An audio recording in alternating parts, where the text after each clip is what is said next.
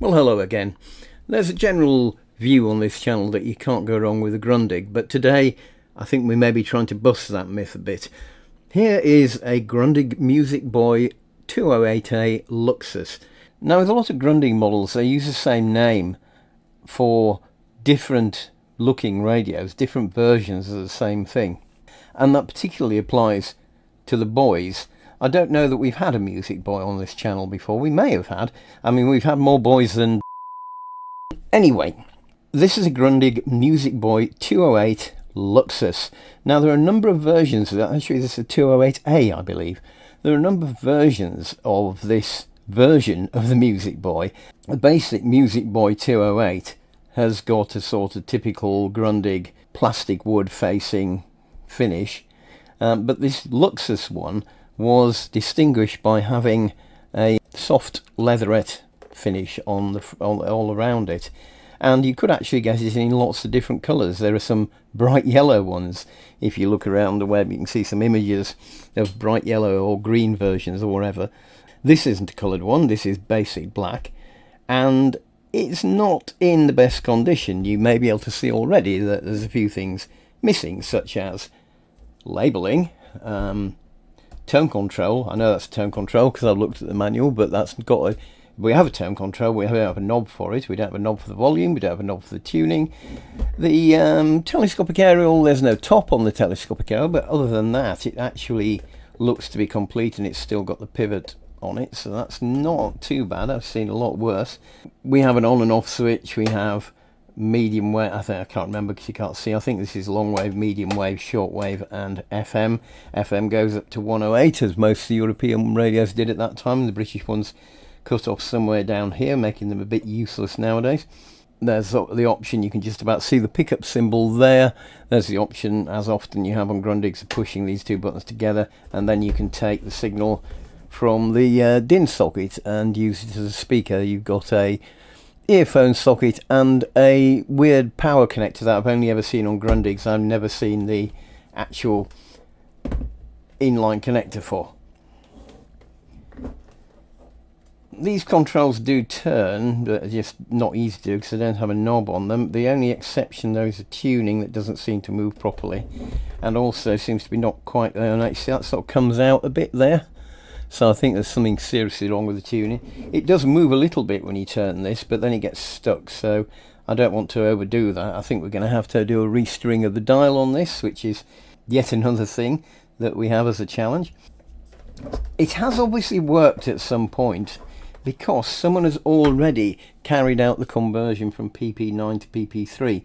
Unfortunately, in doing that, or maybe it's another time, they seem to have lost the lid to the battery compartment, so your PP3 would fall out immediately. I don't think there's much I can do about that. We can see if there's anything possible to be done, but you're not going to get another one of those battery covers, to be honest. But at least we could try putting a battery on it and seeing if it works, couldn't we?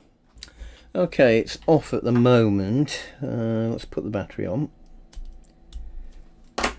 and press on. Well, let's make sure the volume's down and press on. Well, there's a click.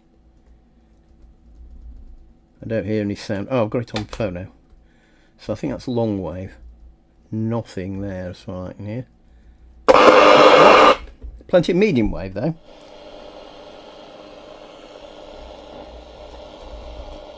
Obviously I can't tune it very far, but that suggests that medium wave does work.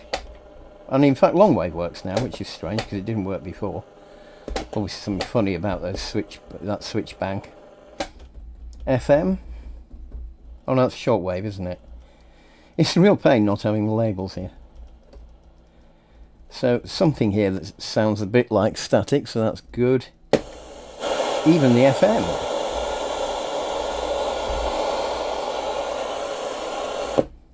Well, that's promising, isn't it? It sounds like most of the problems with this set are mechanical.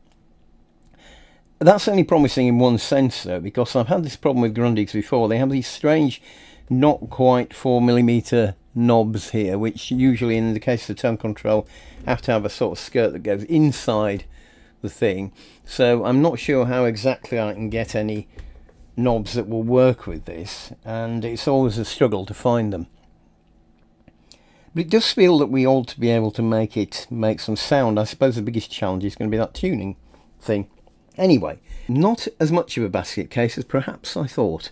Maybe a sort of very small basket case. Sort of thing you get mini eggs in at Easter, you know. Let's take the battery off and take it apart, see what's inside.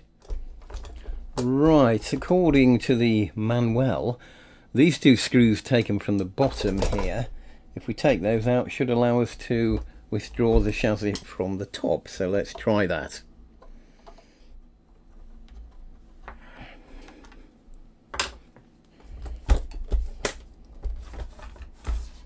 Well, what do you know? Quite easy removal, really, by the looks of things. A few bits fallen out, nothing serious, I hope. No dead animals. What is that? Piece of plastic that used to be glued to something, I think. What have we got? Speaker. Some foam, I think, was around this, but it's all disintegrated. But it's typical sort of grow, and the dust cap has gone as well. Typical sort of Grundig speaker, I think, really. So it looks probably quite nice quality. Most Grundigs are generally pretty good, and sound is fairly good. Has it got? I think it might have some of those horrible Grundig subboards, but I can't see one. So that's a good start, I suppose. Although I can't see the whole thing. Looking at the back, usual stuff. Yes, I think there was foam on these bits. It's all gone, so we'll try and replace that. Huge amount of circuit board here given over to nothing. Oh, that's where that thing came off. So this bit here, I don't know, is that the FM tuner or something? Or is something that's in a box? Oh, I can see from the other side of it. No, it's nothing. Oh, it's just a battery compartment. That's all then. So battery compartment there. One or two of these windy wire capacitors, which I don't particularly like. I can see just down here. But I think the main thing we need to do is have a look at that tuning mechanism. And in order to do that, I suspect we've got to take the front off as well. So let's have a go at that next. I can see a couple of posi drives here on the top, so let's try those. Yeah, both of those are off. Let's see if that lifts off. Normally you'd have to take the knobs off. We don't have any knobs. So that's a bonus, isn't it, in this case? Yep, that lifts off there, and we can see the tuning mechanism. And in fact, it pretty much looks intact, doesn't it, if I turn that? I mean, what's happened? Is it just that thing that's fallen apart? It's pretty tight. And if I turn that, the spring moves. You see the spring stretching, but the whole thing doesn't go round very much. Is it just that it's got wrapped around that the wrong way and got caught? I think I'm going to have to take a close look at this spindle here, because I think that's the source of the problem. Because as you can see, I turn this and you just get stretchy spring. Well, you do get, to an extent, you get some movement. But not very much. And then the spring just stretches and eventually presumably will break. So, wind around that, I think. Let's just, I think... You see that pulls out halfway. Let's just have a little bit closer on this. So that comes right off there. I think that just slides on to the tuning capacitor there, and it just comes right off. And I can see now, well, you can't see because I moved it. Yeah, it should be wound round there, but it's sort of got knotted up. So I think if I can unknot it from there somehow and unwind that cord, I might be able to redo it and clean it up a bit. So let's try that. Yeah, so that's off. It does feel a bit grubby and oily, so I'm going to clean this and see where we go from there. Okay, now there's something else here. Like a few Grundigs, it's a good design in the sense that the knob rotates the tuning capacitor through a set of gears on which this little pinion on the end of it here, it goes into the engages with that one there. So in fact, you don't need the tuning cord on to tune it as such properly. So if I put the power on and I put this in, in fact I won't put this in, I'll just move the tuning capacitor.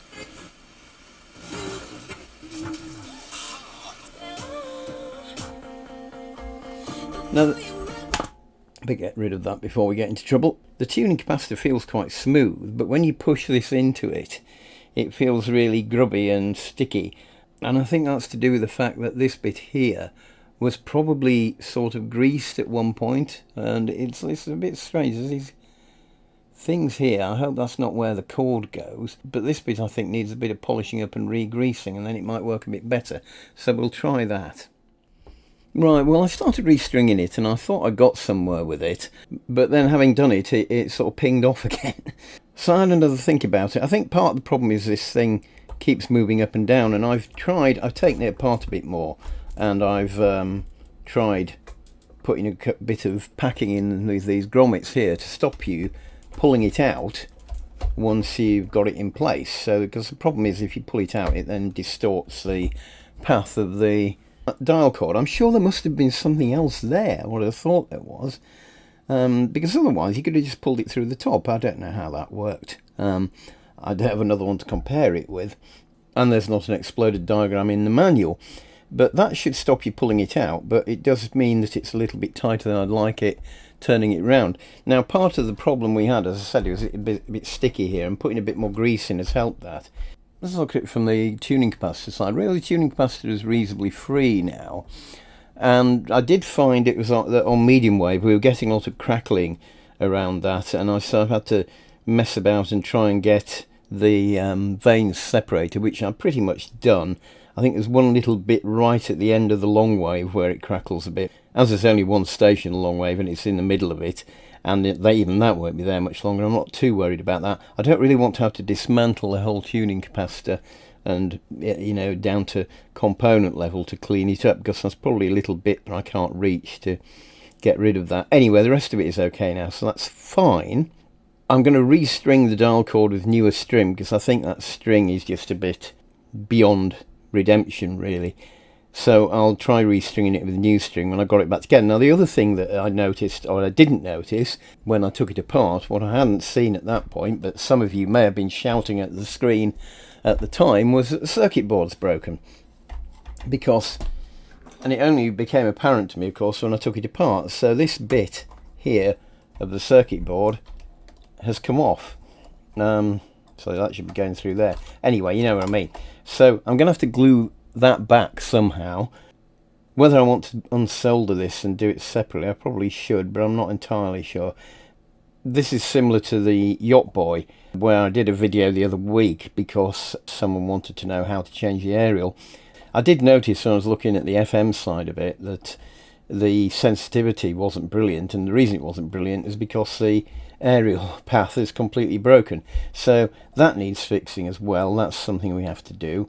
I did wonder what to do about, I'm still thinking about what I can do about these control knobs, and if I can find something that fits them. I did think maybe with these two I could perhaps replace them with ordinary 6mm ones, because there's enough room to drill the hole out there, and that would give me better selections of control knobs that I could use. I'm still stuffed really on the tuning one though, because I can't replace that.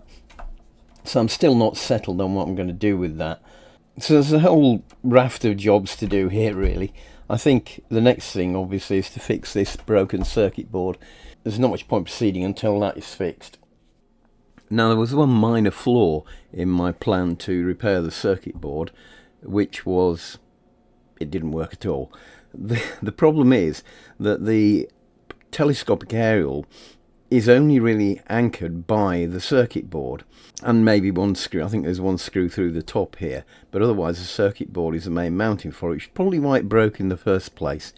I mean, we frequently lambast British radio manufacturers and other British manufacturers for Friday afternoon jobs and things like that, but I think Herr Dr. Engineer had possibly had a little too much schnapps before coming up with this design. So if you glue it back then and screw the telescopic aerial back to it, it'll just break off again. So what I've done instead is just left out that bit there and put this metal piece on here to give the aerial a bit more anchorage. And there's only one component between there that was on that little bit of board, so I've just put the inductor here across that gap. That does seem to have improved things, and we've got our reception back. So having done that, I think we'll move on to the next stage of trying to restring the dial again.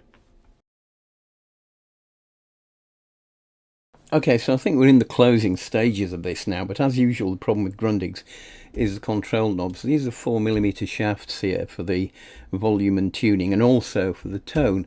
Now, to some extent I can get around this by using these collet fixing knobs, where you have a screw on the top here. So these I managed to obtain with a 4mm fixing shaft from a place called the Knob Zone. They'll probably have to register with the Online Safety Act now to continue selling things, but they had exactly what I wanted, so shout out to them for that. However, that works for these two, but it doesn't work for this one, because this is so far sunken in that you need one of those Grundig knobs like you had on the, I think, the Yacht Boy. And I think all of them are probably a bit like this, where there's a sort of inner shoulder on it that goes down into there, and this won't go on that. It's not going to go on there. So I tried to find something that would fit, and I thought, well, I mean, I can certainly use these smaller collet knobs like I used on the Yacht Boy, so I'd have a different knob there on the tone control from all the others, and I don't really want that because it starts to look like Johnny Cash's Cadillac, doesn't it? The back end looked kind of funny too, but we put it together, and when we got through, well, that's when we noticed that we only had one tail fin. However, I managed to source another 4mm 220k pot. So what I'm going to do is replace this pot with this one, which, as you can see, has a much longer shaft, which I can cut back a bit and make it the same height as the others, and then I can use these knobs everywhere, and it should look a lot better.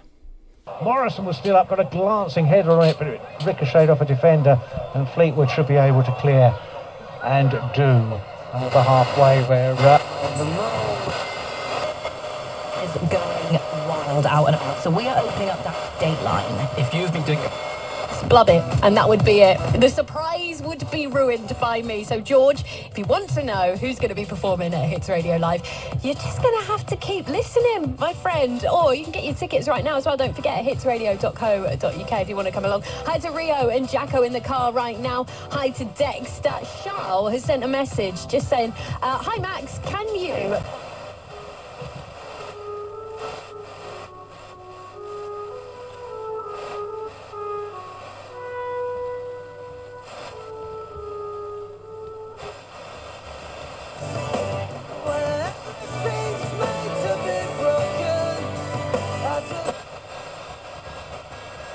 Hits Radio. Great Hits Radio loves a makeover. So say hello new with Freeman's. It's time to switch out the flip-flops for chunky knits, warm coats and chic boots because autumn's here. Freeman's offer inspiring new... Well, there we go. It's not absolutely perfect. There's quite a lot of play in the tuning. It's very difficult to get that right, as I said, very awkward mechanism, and I'm not sure how that thing is supposed to be secured. But I haven't got another one or an exploded diagram to compare it with, so we're sort of stuck there really, unfortunately. However, I think it does look a lot better than we started with. It did look a right mess when we got it. We still haven't got a battery cover, but that doesn't really matter because I put a captive holder in there, so that should be fine. We've improved the aerial. We've improved the knobs. We've got knobs on it again. I've actually changed this grill cloth, which was a bit mucky, so I put some black grill cloth in it, and it now looks a lot better, and this is actually quite a nice finish. And for a 1960s Grundig, you know, I think the build quality of it is a lot better than some of the 1970s ones I've seen, which I've struggled with recently. And there's another video that will come out in a while relating to this, because while I was waiting for parts for this, I had a go at a newer Grundig Boy, and that wasn't quite as nice to work on. But that's not particularly relevant to this one. I think we've done a reasonable amount of work here to get this back into a decent state. So here we go. That's the Grundig Music Boy 208 Luxus, and not a bad radio, I think, overall. Nice sound. See you on the next one.